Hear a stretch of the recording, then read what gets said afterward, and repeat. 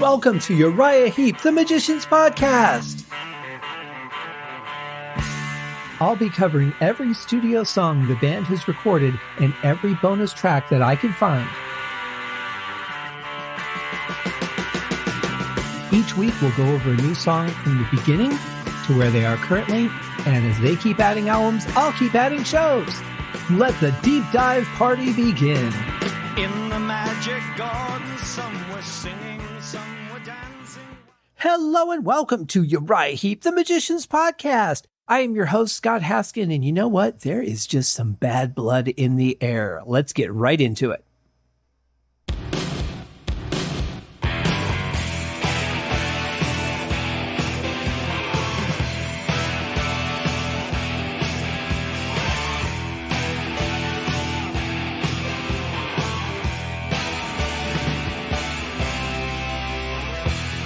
Well, there's some heavily processed drums for you at the beginning there.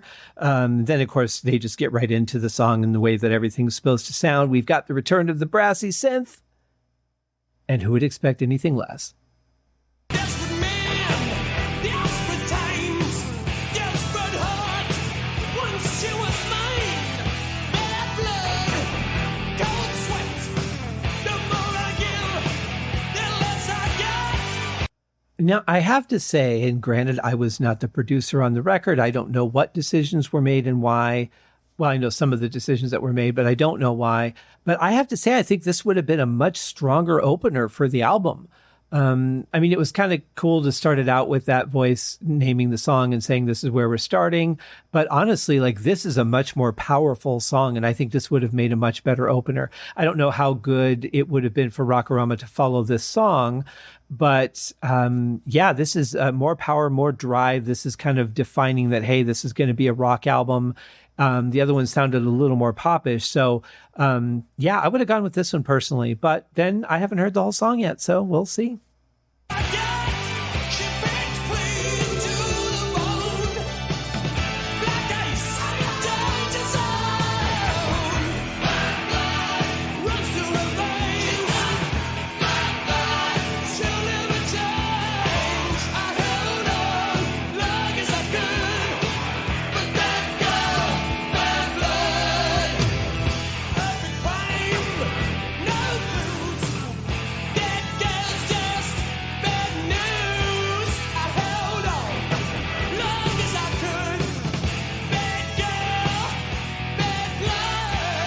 Now, see, here we still have the same kind of panning. Everything is pretty much towards the center. The kick and snare off just a little bit, bass just slightly, but the vocals are cutting through. So they push the level on them a little bit to kind of stand out. Maybe they've done a little bit of work on the EQ to get them to be a little bit brighter than the rest of the song so that it can stand out more.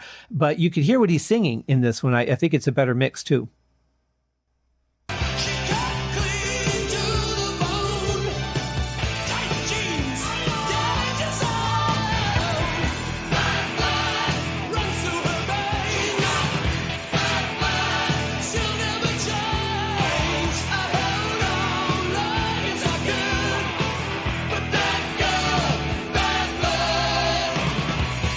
The backing vocals seem like they're being compressed down a little bit to a certain level.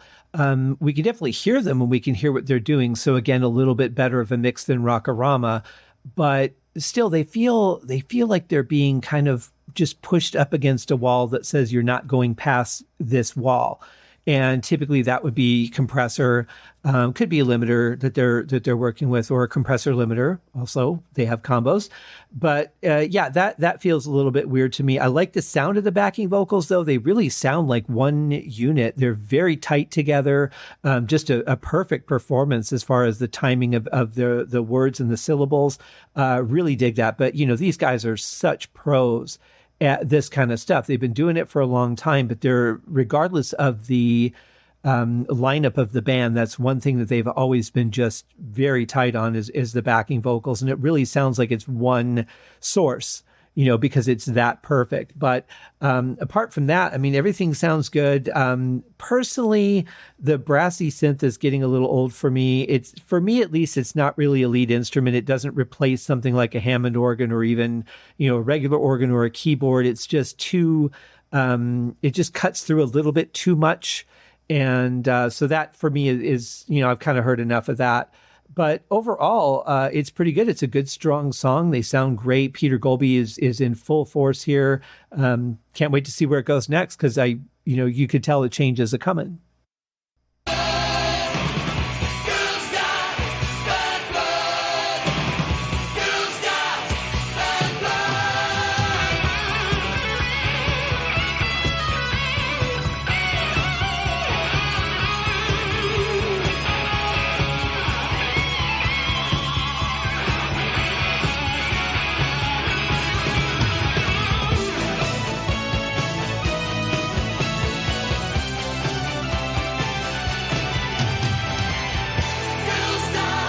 Another blistering guitar solo from Mick Box, and his guitar is back to the normal sound that we're used to hearing. So that really must have been a sound that they created just for Rockorama on the last one, where his guitar sounded really different, or it was EQ'd just very differently too, which is always possible. It could have been recorded straight and then just fixed in post. But either way, no, it sounds really good, very much in context with the song. Then the keyboard solo was actually really cool. It was kind of, if I had to put it into one word, I would say empowering. I think that I sounded like I was questioning myself. I was, but I think that's the right word. I think empowering is it. And I think that would have fit like a Rocky montage really well. And I'm not saying that to be, funny. I think it really would have, because it just had that, I'm at the top of the mountain. I've won. I'm in the best shape I'm going to be. I'm ready to fight kind of feel to it. That I thought was interesting, and it really did kind of remind me sound-wise of some of the solos that were in Rocky IV, especially during the Russian training scenes where he's just, out there just doing his Rocky stuff. I've tried to visualize any of the scenes, and the only one I could think of is just him reaching the summit, but I know there was something with a tree and pulling a bunch of people on a sled or something. But it would have fit that. It was very empowering, really light, not technical, but just had a really good, strong feeling to it, which I really like that solo.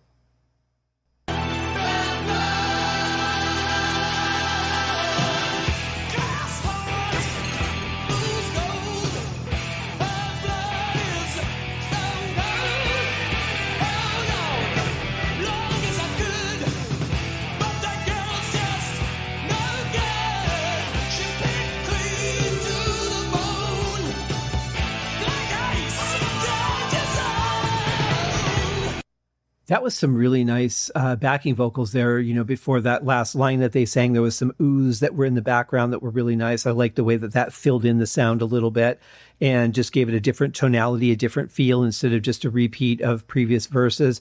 But the whole song just sounds so powerful, and then there was that going into that part, that really interesting keyboard, I always call that sound like a Doppler. I don't know if that's the right term for it or not, but really interesting going back into that part from the keyboard solo. And it just, then there was the, they talk about the glass, and then you hear the glass break, that literal translation in audio. And it just reminded me when I saw Emerson, Lake and Palmer perform, and this would have been in like 97, 98, I think. They played with Dream Theater and Deep Purple. Fantastic concert. The only thing missing was Uriah Heep, really. But when they played Knife Edge, Keith Emerson pulled out a knife and stabbed the keyboard with it. And I'm like, that is such a literal translation. And those things always seem a little bit weird to me. But, it works. It certainly didn't distract too much from the song. It wasn't like a loud crescendo that overshadowed anything else. It was actually mixed in quite nicely, kind of subtle, really. But I'm obviously paying specific attention to everything right now. So it's a little bit different. But yeah, that was, of course, before he broke out the keytar with the, what was it, like a firework, not a launcher, but it had like sparklers or something attached to it. And I don't know, it was weird, but God, that was a good show.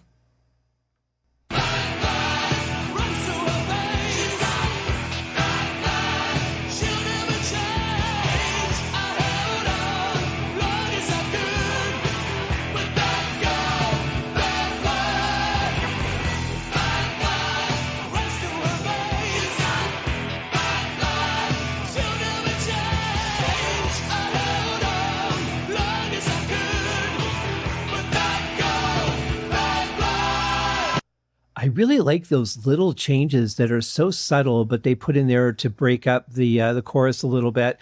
Just like right in the middle, splitting the first and second half of it, just that little switch in the beat. Those are so important. Those are the little things that make the biggest difference in songs for me.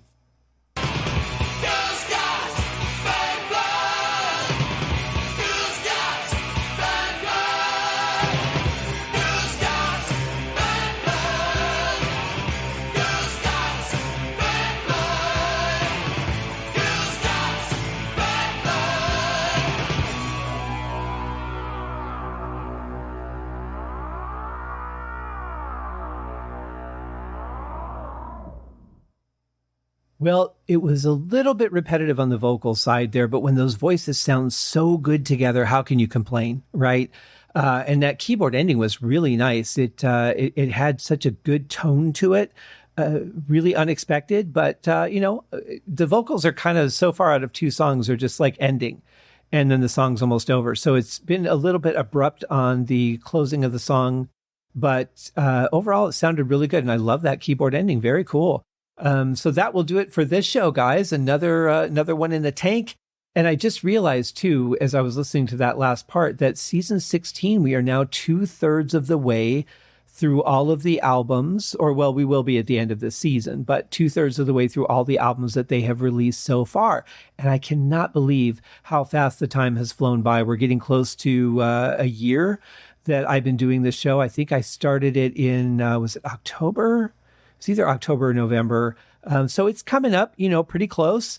And it's just been a joy. Thank you guys all who have joined me, who have been here from the beginning, who have just started listening, who have shared the show with other people. It's really helped and made a difference for those of you who have left reviews and ratings. And if you haven't done so and you have a moment, please go onto your iTunes or Apple Podcasts app, go and leave a rating for the show. You can also go to the Podbean app or website and you can leave comments there. I think actually you have to do it through the app. They're kind of sticklers about that because they really want you to be on their app. But they do a good job hosting the show, so I'm not going to complain, even though it's kind of a pain in the butt. But I have really enjoyed doing the show. I'm enjoying continuing doing the show. There's lots more to come, guys. Lots more, even beyond the Livin' the Dream album. I'm sure by then the next Uriah Heep album will be out, and I'll cover that. And then we've got more surprises. It's not going to be over at that point, but I'm having a good time. I hope you guys are too. I hope you have a wonderful day. We'll see you in the next one, guys. Take care. Cheers.